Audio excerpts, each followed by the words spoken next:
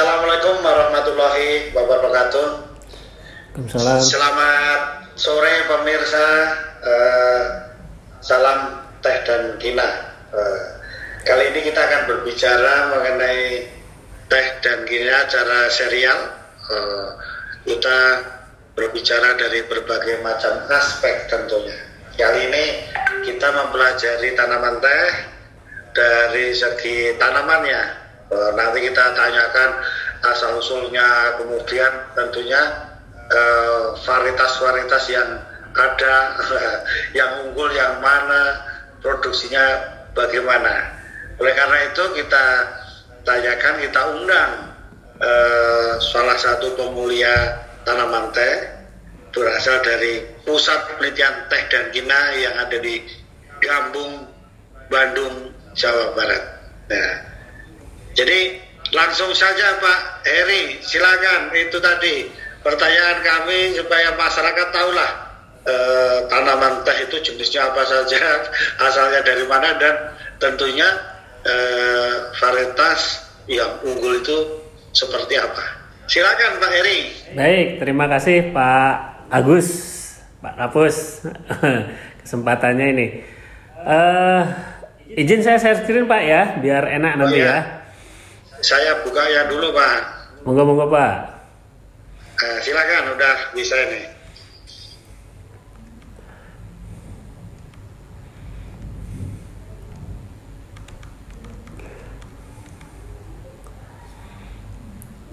Terlihat Pak? Oh iya ya Pak. Ya, baik nih Pak Kapus. Izinkan ini saat ini saya akan sedikit memaparkan mengenai pengenalan bahan tanam untuk komoditas teh ya. Tanaman teh ini sebenarnya ada dua jenis sebenarnya. Sebenarnya kalau dari segi spesies ini tuh banyak sebenarnya Pak. Tapi yang dibudidayakan umum di dunia ini hanya dua saja. Yang pertama jenis Assamica, berikutnya adalah jenis Sinensis. Teh Assamica ini sebenarnya asalnya dua-duanya ini dari tanaman subtropika sebenarnya. Kalau Assamica ini dari daerah perbatasan India Utara ya, perbatasan dengan Cina, sedangkan Sinensis sendiri ini asli dari jenis tanaman yang di Cina sana kayak gitu. Kalau dari segi morfologi, teh jenis Assamica ini bentuknya pohon dan daunnya itu lebih lebar. Kalau jenis peruntukan produknya, jenis teh Assamica ini biasanya bagusnya untuk pengolahan teh hitam. Sedangkan untuk Sinensis ini bentuknya perdu. Jadi perdu ini kalau misalnya tanaman teh jenis Sinensis ini nggak dipangkas, tingginya paling cuman sampai 5 meteran Pak lah. Jadi kayak bentuk semak-semak kayak gitu ya, bentuk semak-semak. Daunnya itu kecil-kecil kayak gitu, dan ini cocoknya untuk teh hijau seperti itu. Kalau Assamica ini kalau nggak dipangkas, kalau Bapak lihat di kebun teh ini kan tanaman tehnya pendek-pendek. Sebenarnya kalau nggak dipangkas itu untuk jenis Assamica bisa sampai 15 meter, 20 meter seperti itu. Tapi Pak, itu kandungannya sama ya? Kandungan apanya? Kalau kandungannya untuk teh Assamica sebenarnya lebih kaya di kandungan antioksidannya Pak, kayak katekinnya seperti itu. Kalau jenis Sinensis ini dia lebih kayaknya di kandungan asam aminonya, sehingga aromanya jauh lebih lebih wangi ya kalau untuk jenis Sinensis ini. Kalau Assamica nanti lebih ke taste seperti itu biasanya untuk teh hitam itu. Nah, ini awal saja. Memang di salah satu faktor penyebabnya untuk perkebunan teh Indonesia ini masih rendah protasnya. Ini biasanya karena di kebun-kebun ini masih banyak menggunakan tanaman asal biji yang memang warisan dari zaman Belanda dulu Pak. Gitu. Karena tanaman teh ini tanaman tahunan yang boleh dibilang kalau umur ekonominya itu bisa sampai 50 tahun kayak gitu. Sedangkan puncak umur produksinya itu di umur 30 tahunan seperti itu sebenarnya. Tapi faktanya di kebun masih banyak yang warisan-warisan Belanda ini masih, khususnya tanaman seedling ini masih tersebar kayak gitu, masih banyak dan masih dipelihara seperti itu. dari segi kualitas mungkin bagus, tapi segi produktivitas ya kayak manusia aja Pak ya, makin tua makin apa produktivitasnya makin rendah, tapi secara keilmuan atau apa secara kualitasnya lebih bagus seperti itu. Nah jadi apa? Nah ini pentingnya pengenalan klon ini, bahan tanam ini. Oh saya mohon maaf nih sebelumnya nih. Mungkin masih ada yang belum tahu kenapa sih disebut klon akhirnya. Karena kalau yang tadi itu tanaman asal biji, yaitu dari biji kita nyebutnya biasanya seedling Pak.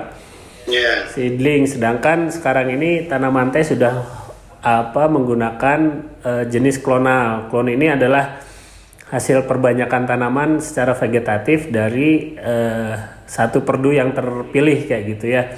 Ciri-cirinya memang kalau klon ini struktur genetik perdu induknya itu sama dengan turunannya, ibaratnya ya di cloning kayak gitulah, jadi sifatnya akan sama dan variasi terhadap lingkungannya menjadi lebih kecil. Beda lagi dengan tadi kalau tanaman seedling, saya ambil contoh Pak, kalau ada 1 hektar itu 10.000 saja tanaman asal biji, itu berarti ada 10.000 jenis teh yang berbeda-beda dalam 1 hektar tersebut. Sedangkan kalau klonal ya sama, misalnya contoh klon gambung 1, nanti ya gambung 1 semuanya ada di situ kayak gitu istilahnya tuh. Dengan karakter yang sama juga seperti itu, karakter rasa, karakter kualitas, karakter produktivitas akan mirip-mirip. Kalau kalau tanaman asal biji 10.000 itu ya macam-macam kayak gitu nanti 10.000. Jadi ibaratnya kalau saya ibaratkan lagi ke manusia nih Pak ya. Kalau di manusia itu kalau kita punya anak 3 semuanya nggak sama gitu kan ibaratnya kayak gitu ini. Nah itu di teh juga mirip seperti itu. Nah ini kenapa sih kita tuh harus mengenal khususnya untuk klon ini? Biar tidak terjadi kekeliruan Pak dalam pemilihan bahan tanam kayak gitu, karena saat ini khususnya mungkin tidak hanya di komoditas teh saja ya, di kelapa sawit atau komoditas perkebunan lain, kopi dan lain sebagainya, mengenal bahan tanam ini perlu sekali kayak gitu. Sebagai contoh, saya pernah di tahun 2015 itu ngawal gerakan penyelamatan agribisnis nasional. Salah satunya adalah penyebaran benih ini. Karena apa? Rupanya di penangkar-penangkar itu banyak yang menyangkanya ini klon sari gambung kayak gitu. Begitu kami datang dari PPTK, oh masih banyak TRI-nya dan campuran lain-lainnya kayak gitu istilahnya. Nah itu jadi itu memang penting sekali untuk dan para petani dan penangkar nggak tahu kayak gitu kan istilahnya. Nah ini makanya sangat penting sekali kayak gitu, karena salah penentuan awal bahan tanam ini, karena tadi saya sebutkan ya Pak 30 tahun sampai 50 tahun itu berarti kesalahan itu akan ditanggung 30 sampai 50 tahun ke depan seperti itu. Iya. Itu lebih yang lama dari kelapa sawit Pak. Kelapa sawit 25 tahun. Ya. Nah itu kayak gitu Pak. Itu. Nanti target produksi yang ditargetkan nggak sesuai kayak gitu. Nah ini di GAP ini untuk komoditas teh, saya pikir untuk komoditas lain pun sama. Fondasi dasar adalah bahan tanam ini Pak kayak gitu, karena yang menentukan nanti kedepannya adalah target produksi, lalu budidaya dan lain sebagainya, termasuk target kualitas seperti itu. Nah ini kalau di tanaman teh ini ada beberapa karakter ini Pak sebenarnya yang ini kalau ini bahasanya terlalu pemuliaan banget sebenarnya Pak ya ini tuh. Nah ini adalah karakter-karakter penciri yang kami biasa lakukan di pemuliaan. Kita nanti ada nomor 1 ini asal, ini ada seleksi pohon indukah asalnya tanaman tersebut, ataukah dari persilangan buatan, ataukah dari introduksi. Ini hanya pengetahuan saja. Lalu dari bangun daunnya ada bentuk oval, oblong, lancet. Ini biasanya nanti dari perbandingan panjang banding lebar. Ini ada rumus-rumusnya ini secara botanis. Lalu ada warna daun, lalu permukaan daun ini ada bergelombang dan licin. Nah ini lapisan lilin, ini ciri khas mungkin di tanaman teh karena ada yang mengkilap, ada yang kusam. Biasanya ini yang berperan di sini adalah lapisan lilin ini di permukaan daun. Nah ini intinya dari daun Pak, ini tuh gerigi daun. Nah ini banyaknya seperti ini. Karena apa? Untuk tanaman teh yang paling mudah untuk mencirinya dan stabil karakter tersebut adalah karakter daunnya Pak, bentuk daun. Kayak gitu. Jadi bentuk daun ini kayak saya ambil contoh gambung 7 misalnya. Ketika ditanam di gambung di sini sama ditanam di sana di Simalungun atau di Sidamanik di sana, bentuk daunnya akan tetap sama kayak gitu. Walaupun mungkin nanti akan ada berbeda dari segi produktivitas ataupun sedikit di kualitas seperti itu. Tapi karakter daun ini yang menjadi titik titik vital dalam mengenal bahan tanaman di jenis-jenis varietas teh ini seperti itu. Nah ini saya sedikit menyinggung mengenai plasma nutfah teh. Kalau plasma nutfah teh ini sebenarnya untuk saat ini di kami di bagian pemulihan PPTK ini dibagi jadi 3. Ada tanaman asal biji dan ini kebun induk. Biasanya kebun induk ini untuk kami biasa melakukan persilangan buatan Pak. Di sini ada klon-klonnya khusus. Lalu tanaman asal biji ini di kebun kami kan masih ada dirawat tanaman asal biji tahun tanam 1907 kalau nggak salah ya. Nah itu masuk areal plasma nutfah teh kami karena itu masih asli dulu peninggalan Belanda yang karakternya pun bermacam-macam. Nah ini ada klon generasi pertama, ini nanti di slide berikutnya ada. Ini adalah dulu ini warisan dari Belanda sebenarnya Pak. Karena dulu para peneliti Belanda pun sudah melakukan seleksi, hanya memang kami kehilangan data di sini tuh sebenarnya yang 600 klon ini dulu hasil seleksi ini keunggulannya apa saja kayak gitu ya. Ini kami kehilangan data, hanya beberapa saja yang kami ketahui seperti itu. Mungkin data-data itu disembunyikan atau diambil ketika zaman kemerdekaan kayak gitu, saya kurang paham juga. Hanya ada beberapa ini ada menjadi klon anjuran ini tahun 1978. Tapi kami mempunyai koleksinya di Pasir Sarongge, sekarang di KP Gambung dan di Simalungun di Sumatera Utara ini sejak 1974. Nah ini yang berikutnya adalah klon generasi kedua. Nah ini mungkin yang kita kenal saat ini ya. Ada GMB seri GMB ini, GMB 1 sampai GMB 5 ini dilepas tahun 1988, lalu GMB 6 sampai GMB 11 ini dilepas tahun 98 kayak gitu. Dan nah tadi kalau GMB ini adalah jenis Asamika, Sinensis ini untuk seri Sinensis kita punya seri GMBS Pak. Oh ada S-nya ya. S ya. Kalau GMB itu nama tempat biasa. Kalau nama klon nama klon di teh itu biasanya berasal dari nama kebunnya Pak. Kayak gitu ya. Nah ini. Dan kita juga sebenarnya ada beberapa klon teh harapan ini yang masih dalam proses pemuliaan. Nah ini tadi penjelasan informasi mengenai generasi pertama ini nih. Informasinya tidak lengkap kayak gitunya. Ada beberapa banyak sekali keunggulan yang belum diketahui karena memang kita kehilangan data. Kalau informasi sih dulu Pak ya dari senior itu mungkin kemungkinan dulu sama tim peneliti Belandanya dibawa ke Belandanya kayak gitu, tidak diwariskan ke berikutnya yang peneliti di Indonesia setelah nasionalisasi kayak gitu. Nah ini nama singkatannya nanti di slide berikutnya ada jenis-jenis klon generasi pertama itu biasanya dari nama kebun kayak gitu ya. Nah ini kan kita koleksi Pak. Nah biasanya produktivitas tanaman koleksi ini rendah kayak gitu karena memang banyak sekali kan tidak seragam sehingga protasnya ini ya nggak bisa diharapkan sebenarnya. Jadi ini benar-benar koleksi saja untuk plasma nutfah untuk keperluan riset dan istilahnya pengembangan berikutnya. Nah hanya yang ini sebenarnya dulu tanaman koleksi ini banyak juga menyebar di kebun-kebun negara sebenarnya Pak.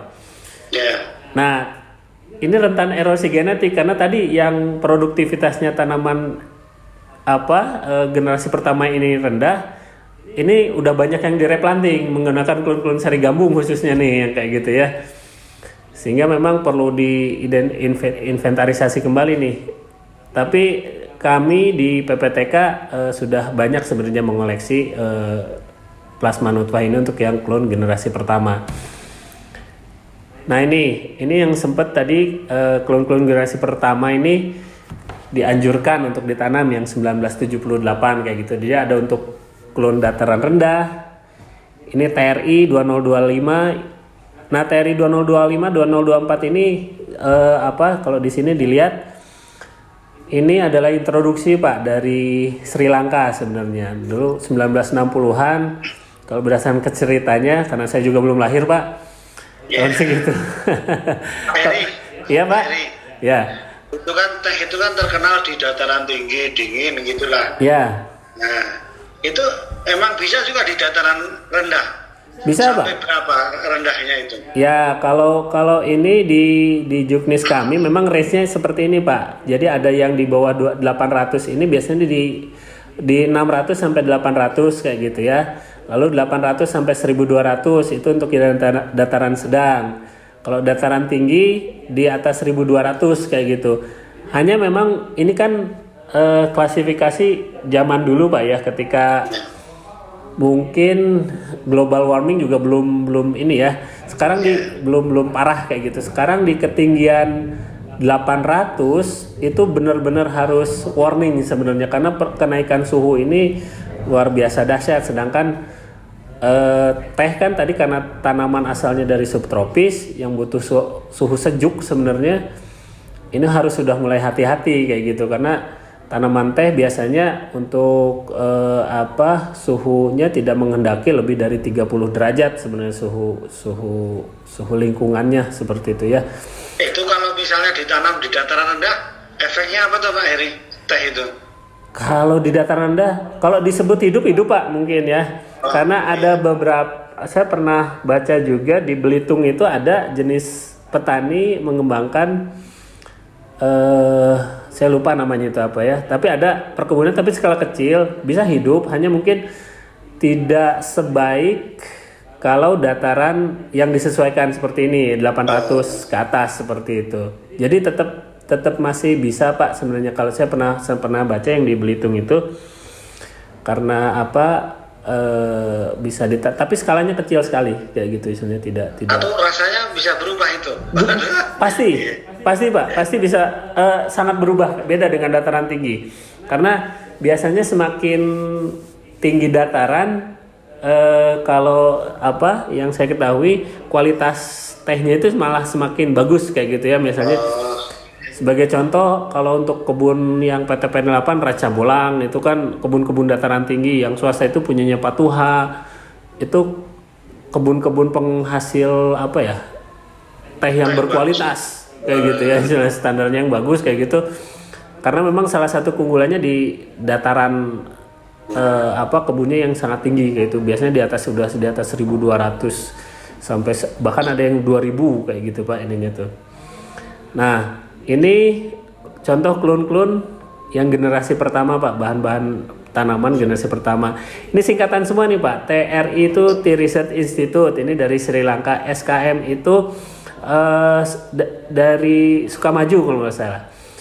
PS itu Pasir Sarongge. Nah ini PS Pasir Sarongge. Cin Kebun Cinyiruan kayak gitu. PG itu Puncak Gede kayak gitu. Ini nama-nama tempat semua ini tuh Pak. Jadi makanya Gambung pun klon unggulnya dinamakan GMB kayak gitu, singkatan dari Gambung asal kebunnya seperti itu. Nah ini yang klon generasi keduanya yang klon unggul kami yang seri GMB ini. Nah ini adalah hasil turunan dari klon-klon generasi pertama tadi Pak. Jadi dulu senior-senior kami mulai 1970-an itu melakukan persilangan dari kombinasi klon-klon generasi pertama ini, Cin 143, Gunung Paok kayak gitu. GP itu Gunung Paok, KP Kiara Payung, seri Malabar kayak gitu ini tuh. Seri Kiara, Cinyiruan dan PS kayak gitu. Ini kombinasi tetuanya ini, nanti di slide berikutnya ada. Jadi oleh karena itu waktu itu senior kami menyampaikan ya yang sebelumnya generasi pertama ini anaknya dan menjadi generasi kedua yang menjadi klon unggul seperti itu. Nah ini sejarahnya nih Pak 1972 kayak gitu ya. Jadi ya lumayan Pak ini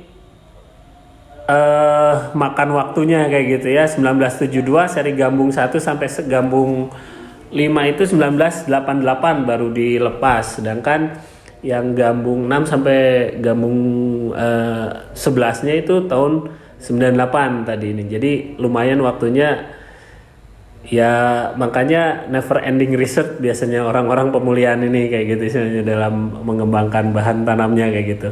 Karena diwariskan lagi Gimana Pak? Nah, kalau gambar-gambarnya ada? Ada Pak, nanti Pak. Nah, iya, ini kan biar waktunya agak siap gitu. Nah nih kita cepat aja Pak ya, ini ya. Nah ini ini gabung 1 ini Pak. Nah ini yang hasilnya nih gabung 1. Ini tetuanya persilangan antara klon KP4 sama PS1. Nah ini bentuk daunnya seperti ini Pak. Untuk yang awam mungkin agak berat ya ketika itu ngebedakan. Sebagai contoh nih, ini gambung 2. Iya. Nah ini gambung 2. Kalau lihat ini bentuk daunnya kan udah beda-beda kayak gitu ya Pak ini. Gambung 2 kayak gitu. Kalau untuk generasi pertama, koleksi fotonya nggak saya tampilkan di sini Pak, karena banyak sekali kayak gitu ya. Apa-apa ini untuk masyarakat supaya tahu. Ya. Oh seperti ini gitu. Ya ini daunnya, ini sama Pak. Kalau tadi KP4 kali PS1 gambung 1, kalau ini dibalik Pak, PS1 kali KP4 kayak gitu. Jadi tetua betinanya yang bapaknya jadi ibunya, ibunya jadi bapaknya kalau yang di ini. Nah ini gambung 3 Pak. Nah ini kan daunnya juga, kalau saya sih melihat langsung kayak gitu ya. Ini persilangan dari Chin 143 sama PS1 kayak gitu menghasilkan gambung 3 ini. Ini daunnya ya lancip-lancip sebenarnya kalau di kebun ini Pak. Iya. Nah, ini yang gambung 4. Nah gambung 4 ini persilangan mal 2 PS1. Ini karena pengaruh lampu saja. Kalau lihat di kebun ini sebenarnya warnanya hijaunya agak kusam Pak. Tadi yang kalau yang gambung 7 mengkilat banget, gambung 1 tadi mengkilat, gambung 2 mengkilat. Ini sebenarnya agak kusam ini tuh. Hijaunya hijau tua. Nah, ini yang gambung 5. Nah, gambung 5 ini mirip dengan gambung 4 kayak gitu, hanya bentuk daunnya lebih bulat dan warna hijaunya sama kusam, tupan warna hijaunya lebih muda ya kayak gitu isinya tuh. Nah, ini gambung 6, Pak. Ini persilangan dari PS 324 sama PS1. Ini sebenarnya lancip-lancip daunnya, hanya ini agak susah sih Pak kalau di sini membedakan. Kita enaknya di kebun kayak gitu ketika membedakan itu. Masyarakat tahu. Ya, enaknya di kebun. Sampai gambung berapa itu Pak? Ini gambung 7. Nah ini yang favorit Pak. Ini gambung 7 ini sekarang ini karena protasnya yang tinggi sampai 5,8. Kalau yang ini rajanya lah boleh dibilang protasnya. Kalau yang sebelum-sebelumnya protasnya ya masih di 4 ribuan kayak gitu Pak. Walaupun itu lebih tinggi dari yang TRI Pak, TRI 2024, 2025 yang mungkin sudah masyarakat kenal.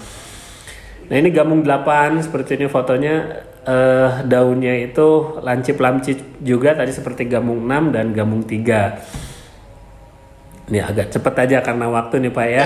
Nah ini gambung 9, nah ini ciri khas Pak, gambung 9 ini klon kualitas karena dia adalah hibrid antara mendekati tipe sinensis Pak kayak gitu. Karena klon GP3 ini Gunung Pauk 3 ini klon ini adalah klon Asamika sebenarnya, tapi daunnya kecil-kecil Pak. Jadi mendekati sinensis, dan ini klon disilangkan dengan PS1 sehingga ini kualitasnya bagus sekali kalau diolah. Ini gambung 10 sama mal 2 PS1, ini sama dengan gambung 7 tetuanya tapi bentuk daunnya berbeda. Nah ini gambung 11, ini sangat mirip sekali juga dengan gambung 7, tapi warna hijau daunnya yang lebih tua seperti itu. Mengkilatnya sama, tapi warna hijaunya yang lebih tua dan ada ekornya sedikit di ujung daunnya. Itu pencirinya. Nah ini kemiripan antar klon ada ini ya, antara gambung 4 karena tetuanya mirip-mirip gitu Pak. Jadi anaknya juga walaupun berbeda tapi mirip-mirip juga kayak gitu. Yang favorit Gabung 7 ya Pak ya? Gabung 7 Pak, saat ini Gabung 7. Tapi sebenarnya ini bahaya Pak. Kalau dalam satu kebun itu hanya menanam monoklonal Gabung 7 semua kayak gitu. Kita tidak mensarankan kayak gitu Pak. Karena apa? Kita khawatir ke depannya kita nggak ngerti nanti ada hama apa atau ada penyakit apa yang ternyata Gabung 7 itu tidak tahan kayak gitu. Sehingga sebenarnya tahan terhadap blister blight nggak ya? Betul Pak, ini seri Gabung ini semuanya tahan Pak, blister blight kayak gitu istilahnya. Tapi kan kita nggak tahu Pak ya penyakit ke depan ada apa saja kayak gitu ya ininya tuh. Makanya kalau TRI 2025 atau apa itu kan nggak tahan blister blight. 2025 tahan Pak, tapi 2024 nggak tahan. Oh 24 ya? Ya 2024 itu nggak tahan, tapi 2024 itu klon kualitas Pak, jadi bagus hasil olahannya yang setahu saya itu. Iya. Nah, lanjut Pak. Baik, nah ini untuk GMBS Pak.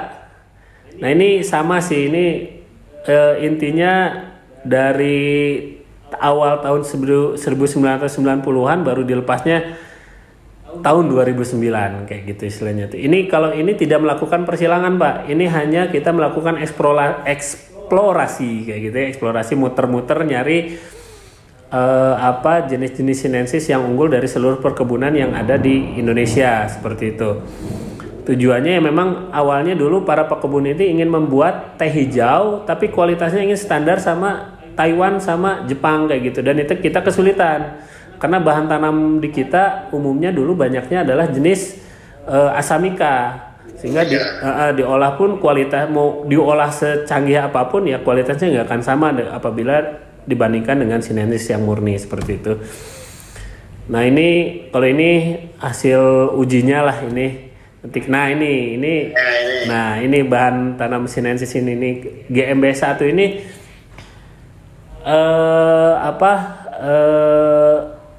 protasnya memang kalau dibandingin Asamika nggak apple to apple Pak ya, karena ini tapi 1900 ini sudah sangat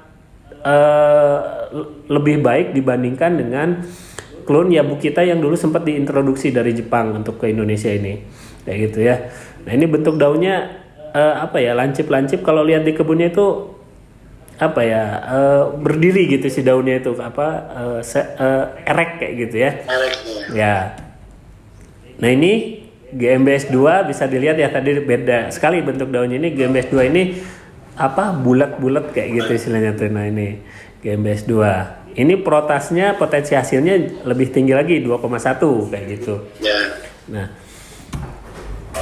ini GMBS 3. Nah ini 1,8 potensi hasilnya, hanya ini kualitasnya wangi sekali ini Pak kalau diolah kayak gitu. Nah ini tuh wangi sekali ininya tuh. Nah ini GMBS 4 2,1, ini bisa dilihat gambar daunnya itu tidak sebulat yang dua klon sebelumnya. Ini lebih agak panjang tapi tidak selancip tadi GMBS 1 kayak gitu. Nah ini GMBS 5 nih kayak gitu. Ini yang 2,1 juga potensi hasilnya 2,1 ton. Dan ini memang klon-klon ini secara kualitas mampu menyaingi jenis Yabukita, tapi secara potensi hasil lebih tinggi kayak gitu. Karena sebelumnya para pekebun itu mengintroduksi jenis Yabukita Pak ke Indonesia. Dari Jepang ini ada 3 klon sebenarnya Pak, 3 bahan tanaman yang diintroduksi ke Indonesia itu dari Jepang untuk jenis sinensis.